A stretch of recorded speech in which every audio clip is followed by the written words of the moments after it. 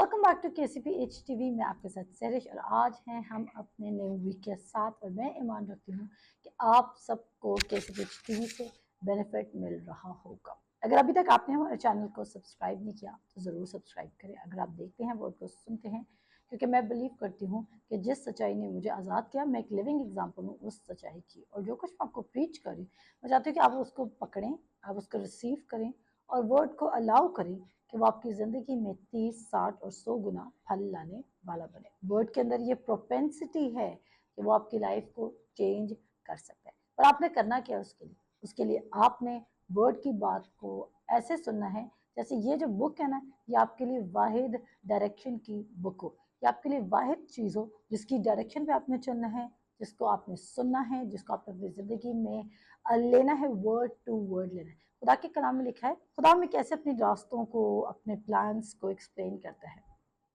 Line upon line, precept upon precept, here little and there little. जो word of God है वो उस खुदावंद यीशु मसीह खुदा के कलाम में लिखा है कि वो कहता है उसने अपने सब नामों से ऊपर अपने कलाम को अजमत दी है। इसका मतलब है कि खुदा के लिए उसके वर्ड की पावर से भी ज़्यादा उसके उसके नेम की पावर से भी ज़्यादा उसके वर्ड की पावर है। हम क्या कर रहे हैं? हम अपनी ज़िंदगी, अब हम बने कैसे, हम वर्ड से बने लेकिन हम वर्ड के बगैर लिव करना चाहते हैं।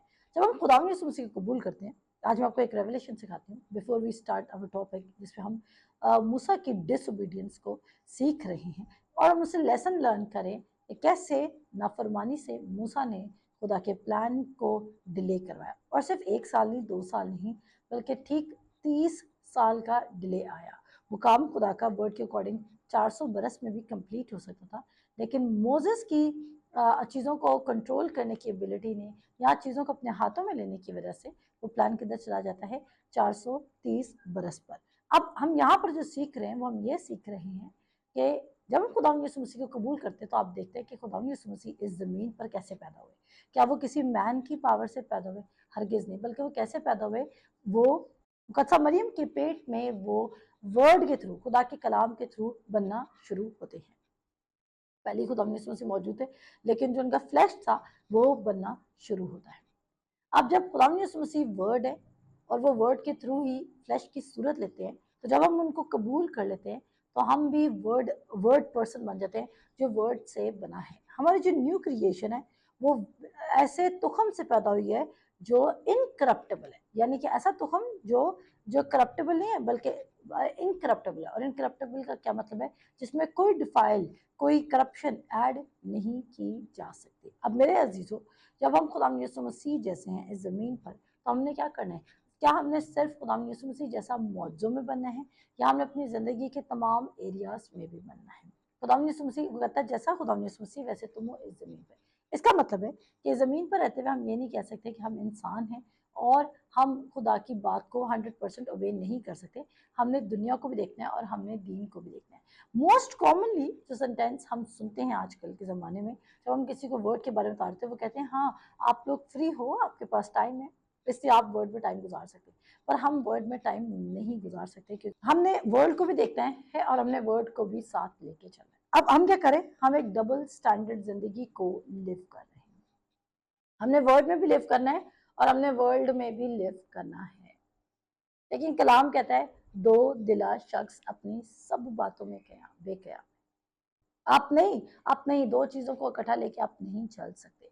या तो आपको वर्ड माइंडेड होना होगा या तो आपको वर्ल्ड माइंडेड होना होगा। मैं अपने बहुत सी एपिसोड्स में ये बात बता चुकी हूँ कि आपको इस बात को अंडरस्टैंड करना, अपनी ज़िंदगी का हिस्सा बनाना है कि रोमियोस के 8 बाब में लिखा है कि जिस्मानी नीयत मौत है, to be carnally minded is death.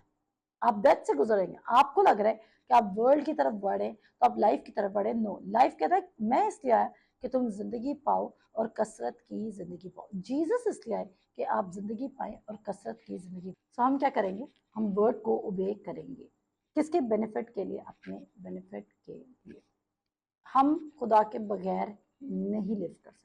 हाँ, एज लॉन्ग एज आप लिव करना चाहते हैं, डेफिनेटली आप लिव कर सकते हैं, पर आपका अंजाम क्या होगा? रोना और दांतों का पीसना होगा। अब चलते हैं वापस मोजेस को कनेक्ट करते हैं कि हम देख रहे हैं मोजेस ने एक तो गलती कर दी 430 बरस वाली, लेकिन उसके बाद जब वो बियाबान में निकल आते हैं और मिस्र से निकल कर जश्न करते हैं। अब मोसेस ने बड़े बड़े काम देखे हैं खुदा के, लेकिन बियाबान में चलते चलते जो पूरा जो 6 लाख उनके साथ सिर्फ मर्द ही थे और भेड़ बकरियां और बच्चे और औरतें अलहदा थी। क्या होता है कि उस कॉन्ग्रीगेशन के लिए पीने का पानी नहीं है और वो फरियाद करते हैं और वो मूसा को कहते हैं कि हम तू हमें यहाँ पे इसलिए लेकर आया, हमारे पास पानी नहीं है। अब मूसा क्या करता है, मूसा खुदा के पास जाता है, खुदा से फरियाद करता है और खुदा कहता है अच्छा भाई मैं तू जा हुरब की चोटी पर और मैं वहां तो अपनी लाठी मारना और उस लाठी से क्या होगा कि मैं पानी उस लाठी के थ्रू मैं क्या करूंगा कि जब वो लाठी किस पे लगेगी, चट्टान पे लगेगी, तो मैं उसमें से पानी का फ्लो जारी कर दूंगा। अब ये मिरेकल हम देख रहे हैं, एक शख्स के थ्रू इतने बड़े मिरेकल हो रहे हैं कि उसने लाठी मारी, वो बिलीव कर रहा है खुदा पर, उसने लाठी मारी है और बाकी पत्थर में से, चट्टान में से पानी निकलने लगे। अब वो चट्टान कौन था? वो एक्चुअली ओल्ड कवेनेंट के मुताबिक वो चट्टान खुदावंद यीशु मसीह की रिप्रेजेंटेशन थी। अब मोसेस क्या कर रहा है, एक बार हम चलते हैं, इसको थोड़ा सा पढ़ लेते हैं ताकि आपकी अंडरस्टैंडिंग अच्छी डेवलप हो जाए। खरूज उसके 17 बाब में लिखा है, फिर बनी इसराइल की सारी जमात सीन के बियाबान से चली और खुदावन के हुक्म के मुताबिक सफर करती हुई रफीदीम में आकर डेरा किया। वहां उन लोगों के पीने को पानी ना मिला। वहां वो लोग मूसा से झगड़ा करके कहने लगे कि हमको पीने को पानी दे। और मूसा ने उनसे कहा कि तुम मुझसे क्यों झगड़ते हो और खुदावन को क्यों आजमाते हो। वहां उन लोगों को बड़ी प्यास लगी, सो वो लोग मूसा पर बुड़बुड़ाने लगे और कहा कि तू हमको और हमारे बच्चों और चपायों को प्यासा मारने के लिए हम लोगों को क्यों मुल्क मिस्र से निकाल लाया। और मूसा ने खुदावन से फरियाद करके कहा कि मैं उन लोगों से क्या करूं, वो सब तो अभी मुझे संसार करने के लिए तैयार हैं। खुदावन ने मूसा से कहा कि लोगों के आगे होकर चल और बनी इसराइल के बुजुर्गों में से चंद को अपने साथ ले ले और जिस लाठी से तूने दरिया पर मारा था उसे अपने हाथ में लेता जा और देख मैं तेरे आगे जाकर वहां हुरब की एक चट्टान पर खड़ा रहूंगा और तू उस चट्टान पर, मैं उस हुरब की चट्टान पर खड़ा रहूंगा, तू उस चट्टान पर मारना तो उसमें से पानी निकलेगा और ये लोग पिएंगे। चुनाचे मूसा ने बनी इसराइल के बुजुर्गों के सामने यही किया। खुदा ने क्या बोले यहाँ पर हम सुनेंगे। अभी हम देख रहे हैं कि जैसा खुदा मूसा को कह रहे हैं मूसा करता जा रहा है, अच्छी प्रोफाइल बना रहा है, अच्छी रेज़्यूमे बन रही है ओबीडियंस की। लेकिन जब लोग मूसा को तंग करेंगे कंटिन्यूसली तो मूसा दोबारा अपनी सेल्फ एबिलिटी में गिरेगा। आपको पता है खुदा के डिसोबीडियंट कब होते हैं? जब आपके अंदर प्राइड होता है। हमारे यहाँ पर प्राइड की डेफिनेशन ये है कि हम समझते हैं कि आखिरकार मूसा अपने बारे में खुद लिखता है कि मैं एक मीकेस्ट पर्सन हूँ। अगर आप पढ़ें तो कलाम में वो अपने बारे में लिखता है कि मैं एक मीकेस्ट पर्सन हूँ, लेकिन उसका लगा कि ये मेरे करने से काम होगा। या जब हम खुदा को सुन रहे हैं लेकिन हम खुदा के काम में एडिशन कर रहे हैं, खुदा को आपकी किसी एक्स्ट्रा हेल्प की जरूरत नहीं है। क्या आपने सुना?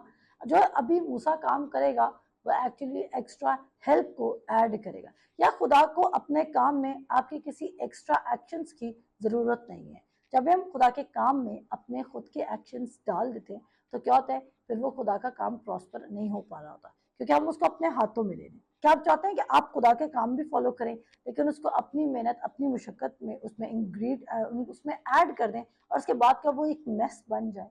आज बहुत सारे लीडर्स की, प्रीचर्स की, बिलीवर्स की जिंदगी एक मेस बनी हुई है क्योंकि वो क्या करें, बेशक वो खुदा से विजन सुन के बैठे हुए पर वो उस विजन को पूरा करने के लिए खुद निकले। मैं एक शख्स को जानती हूँ और एक दिन उससे कहा कि खुदा ने उसको बोला है उठ जा और 100 कनाल की जमीन ले ले। जब उस शख्स ने मुझे एक किस्सा सुनाया, मैं उनसे बड़ा प्यार भी करती हूँ, और जब उन्होंने मुझे किस्सा सुनाया, मैंने ये किस्सा सुना और हम उस वक्त छोटे थे, मैंने ये सुना और वो उन्होंने इस प्रोजेक्ट पर काम करना शुरू कर दिया। उन्होंने बहुत सारी ज़मीनें खरीदी, लोन पे खरीदी, किस तरह खरीदी इतना ज़्यादा मेरे पास डिटेल्स नहीं है, पर क्या हुआ कि जो उनका जो रिजल्ट निकला वो बहुत ज़्यादा कर्जे में फंस गए।